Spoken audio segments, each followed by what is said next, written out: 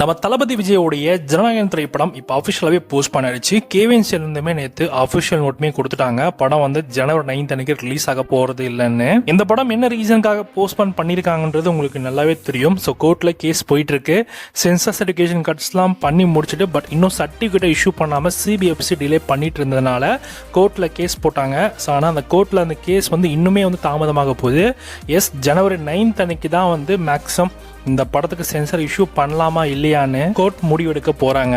So இப்போ ரீசெண்டாக வந்த லேட்டஸ்டான நியூஸ்லாம் எடுத்து பார்த்தீங்கன்னா படத்துக்கு சென்சார் சர்டிஃபிகேஷன் இஷ்யூ பண்ணலன்றதான் பிரச்சனையாக போயிட்டுருக்கு.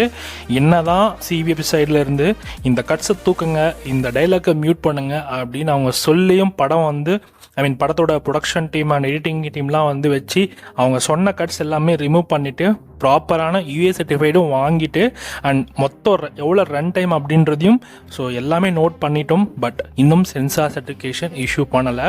இதுதான் பிரச்சனையாக போயிட்டுருக்கு. So CBFC of course central government, so அங்கேருந்தான் வந்து பிரச்சனை வந்து ஸ்டார்ட் ஆகுது. பட் இவங்க வந்து ஒரு 5 பேர் கொண்ட அந்த குழுவினர் இருப்பாங்க இல்லையா, ஸோ அவங்க தான் வழக்கமாக படத்தை பார்ப்பாங்க. அவங்க பார்த்துட்டு சர்டிஃபிகேஷன் இஷ்யூ பண்ணால் தான் படமே எல்லா இடத்துலையுமே தியேட்டரில் ரிலீஸ் ஆகும். அண்ட் இதுக்கு காரணம் வந்து சிபிஎஃப்சியோடைய சேர்மேனாக இருக்கும் அப்படின்ற மாதிரியும் சொல்லப்படுது. ஸோ பரவாயில்ல வந்திருக்க நியூஸ் அதுதான். பட் என்னவா இருக்கும் அப்படின்றது உங்களுக்கு நல்லாவே தெரியும். ஸோ தளபதியோட நெக்ஸ்ட் கிரை என்னவா இருக்க போகுது அண்ட் எங்கேருந்து இந்த ப்ராப்ளம் கிரியேட் ஆகுதுன்றது உங்களால் ஈஸியாகவே புரிஞ்சுக்க முடியும்னு நினைக்கிறேன். ஸோ இந்த படம் எப்போ தான் நமக்கு மறுபடியும் தியேட்டர்ஸில் ரிலீஸ் ஆக போகுது அப்படின்னு கேட்டிங்கன்னா ஸோ மேக்ஸிமம் இப்போ அவங்க வந்து ஜனவரி 9 அன்னைக்கு ஸோ இந்த படத்தை வந்து சர்டிஃபிகேட் கொடுக்கலாம் அப்படின்னு கோர்ட்டே சொன்னாலும் மறுபடியும் சிபிஎஃப்சி இன்னொரு கோர்ட்டுக்கு போய் கேஸ் போடவும் வாய்ப்பு இருக்குது அப்படின்ற மாதிரிலாம் நியூஸ் வந்துட்டுருக்கு. இதை வச்சு பார்க்குறப்ப இன்னுமே வந்து இழுத்தடிச்சு தான் வந்து சர்டிஃபிகேட்டை கொடுக்குற மாதிரி இருக்குன்னு நினைக்கிறேன். ஸோ அப்படி பார்த்தாலுமே 1 வீக்கில் மறுபடியும் பொங்கல் டைமில் 13, 14 அந்த டேட்ஸ்லேயுமே படத்தை கொண்டு வரதுக்கான வாய்ப்புகள் ரொம்ப குறைவு தான். இன்கேஸ் சிபிஎஃப்சி வந்து அதை கோர்ட் சொல்கிறத ஏற்று சர்டிஃபிகேட் இஷ்யூ பண்ணாலும் ஸோ நமக்கு இந்த படம் 13 or 14 வெளியே வர வாய்ப்பு இருக்குது. ஸோ சிபிஎஃப்சி சப்போஸ் வேறு ஏதாவது ஒரு கோர்ட்டுக்கு போயிட்டாங்கன்னா இன்னும் இந்த படம் டிலேல தான் நமக்கு ரிலீஸ் ஆகும். அண்ட் நிறைய பேர் வந்து இந்த படத்தோடைய அட்வான்ஸ் புக்கிங் பற்றினா அப்டேட்ஸ் கேட்டுட்டு இருந்தீங்க. அண்ட் புக்கிங் பண்ணவங்களோட நிலைமைலாம் என்ன, ஸோ அவங்க ticket new and district and also book my show, so இந்த 3 பிளாட்ஃபார்ம்ஸில் டிக்கெட்ஸை புக் பண்ணியிருந்திருப்பீங்க. நீங்கள் அப்படி புக் பண்ண நபர்களாக இருந்தீங்கன்னா ஸோ ரீஃபண்ட் ப்ராசஸை ஸ்டார்ட் பண்ணிட்டாங்க.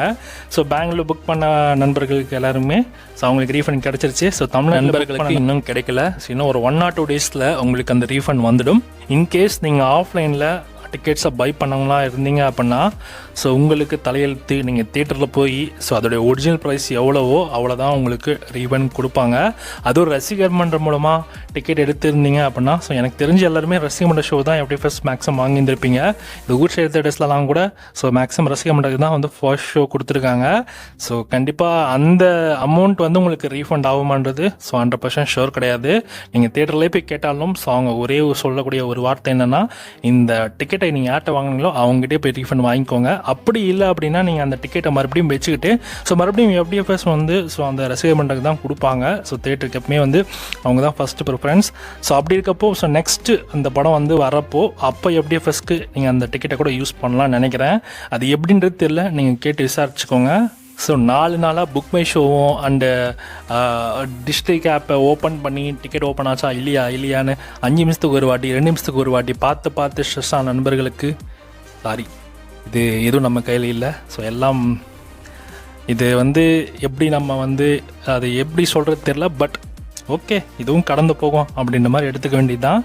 பட் பி பாசிட்டிவ், இந்த படம் கண்டிப்பாக ரிலீஸ் ஆக தான் போகுது. பட் ஆனால் இவ்வளோ நாளுக்கு வந்து எவ்வளோ நாளைக்கு இவங்க இழுத்து அடித்தாலுமே ஸோ அதுக்கான ரீசன் வந்து கிளாரிஃபிகேஷன் சென்சார் சைடில் இருந்துமே சிபிஎஃப்சி சைட்லேருந்து கண்டிப்பாக விளக்கம் கொடுத்தாகணும். ஸோ அதுவுமே வந்து அது அவங்க நெகட்டிவாக இருந்தாலும் ஸோ அவங்களுக்குமே கோர்ட்டுமே வந்து சிபிஎஃப்சிக்கு எதிராக வந்து இருக்க வாய்ப்பு இருக்குது. ஸோ நிறைய லாஸ் இருக்குது. ஸோ அது என்னென்ன லான்றது ஸோ லாயர்ஸ் யாராக இருந்தீங்கன்னா உங்களுக்கு தெரிஞ்சால் சொல்லுங்கள். பட் இப்போதைக்கு இந்த படம் நமக்கு போஸ்ட் பண்ணதான் இருக்குது. ஸோ இன்னும் டூ டேட் அனௌன்ஸ் பண்ணல. ஒன்ஸ் கேஸ்லாம் சால்வ் பண்ணிட்ட பிறகு தான் நமக்கு நியூ ரிலீஸ் டேட்டை அனௌன்ஸ் பண்ணுவாங்க. கேவிஎன்ஸ்லேருந்து அஃபிஷியலாக வர வரைக்கும் நம்ம வெயிட் பண்ணுவோம். ஸோ உங்களை யாருன்னா புக் பண்ணியிருந்தீங்க அப்படின்னா டோன்ட் வரி, உங்களுக்கு புக்கிங் ரீஃபண்ட் கண்டிப்பாக கிடச்சிடும். ஸோ அதனால் நீங்கள் ஒரு 1 or 2 days வெயிட் பண்ணுங்கள். ஸோ அவங்களே இனிஷியேட் பண்ணிடுவாங்க. So stay tune.